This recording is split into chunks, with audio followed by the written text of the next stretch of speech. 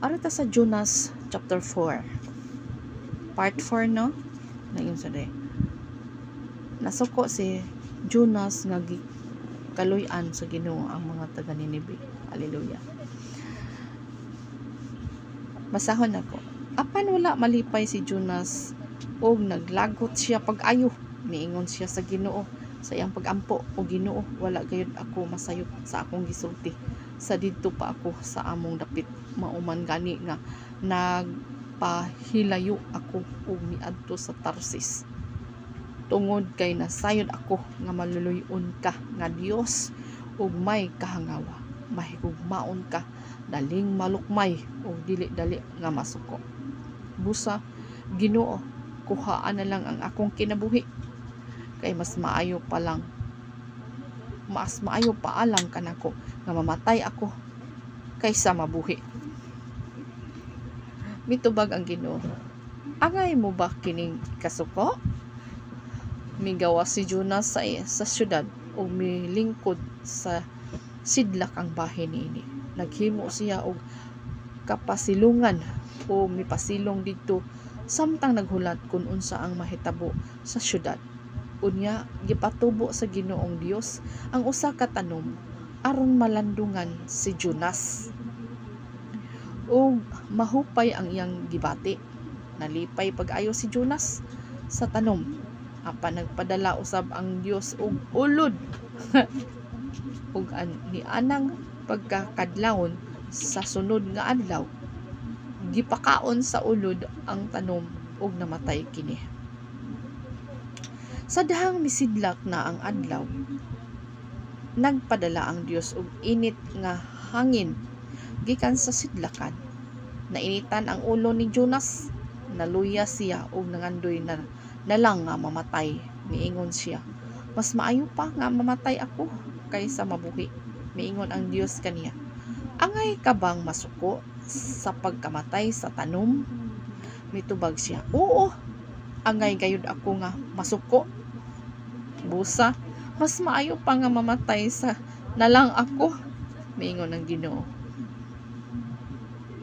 Naanognan ka man gani ni anang tanom nga mitubo lang nga wala nimo hagui?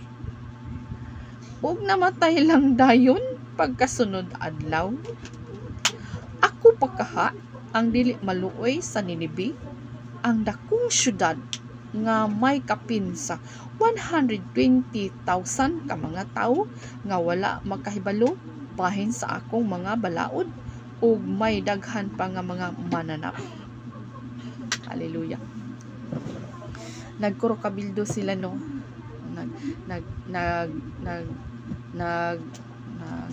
Suklianay sila sa istorya ang Dios ug si Jonas.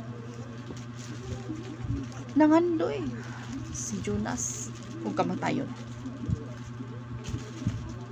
Unya gipatubuan samtang dito siya sa babaw no, samtang nagtamod siya unsay mahitabo sa Ninibe. Dito sa syudad. So nagpaantaw siya no, unsay mahitabo sa Ninibe. Mulang dito siya sa overlooking, nagtan-aw sa Ninibe kung unsay mahitabo sa syudad. Nga ginadeklarahan ba 40 days na lang kinala maghinunsol. Karon nagpadala ang Ginoo o nagpatubo ang Ginoo tanong o nalipay siya kay pasilungan siya, nalandungan. Karon pagkasunod adlaw sayo sa pana gikaon na sa ulod ang tanom no, dikit-kit siguro itong punuan. Kaya nga nung nalaya ang tanan. So gikit-kit to siya, kipakaon sa ulod. O pagsilang sa adlaw, nainitan ang ulo ni Jonas. Nangandoy gapon siyang mamatay. Ug bahin sa ulo, sa tanom, nga nainitan siya. Nahanugnan siya, no? Nahanugnan siya. No? Ningon siya dali. Sadyang misidlak na ang adlaw, nagpadala ang Dios og init nga hangin gikan sa sidlakan. Nainitan ang ulo ni Jonas. Naluya siya og nangandoy na lang nga mamatay.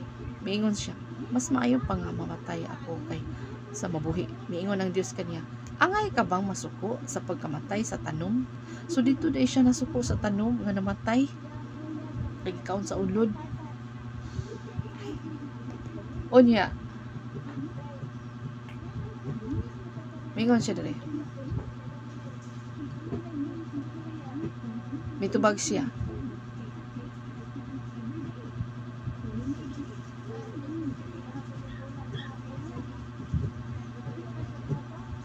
Oo, angay gayud ako nga masuko. Busa mas maayo pa nga mamatay na lang ako. Mingon ang Ginoo. Naanog nan kaman gani ni anang tanom nga mitubo lang nga wala nimo hague. No? Naanog na no, wala hague. Nanog na. Unsa pa ka nang Ninibe mga katawhan. Wala pa'y labot sa mga hayop 120,000. Kadaghan sa mga tao nga wala pa kabalo sa kamatuoran. Muna nga siya ang gigamit sa Ginoo para magsangyaw. Mag-warning nga maghinulsol. Hallelujah. So, atong mga sabtan ba, nagipa-compare sa Ginoo. Wa man gani na niya hagui ang tanom. Nanugnan gani siya, kay nainitan siya. How much more sa mga tao nga gibuhat sa Dios. Wala pa'y labot sa mga hayop. Ano? Mana nga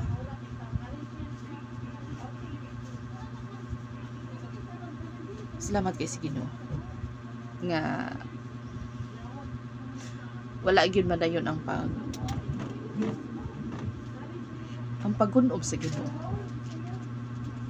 kay adu naman ang paghinulsol. So gikinahanglan gyud ang paghinulsol. Gikan sari nga padung sa ubos nga ranggo o sa tanan padulong sa hayop. Tanan nagkayunay. Adunay dakong impact. Magkayunay ang usa ka pundo.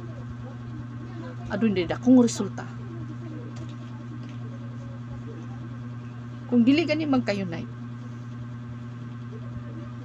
dili ka maka expect nga anay dakong resulta. Hello. Gikinahanglan ng unity.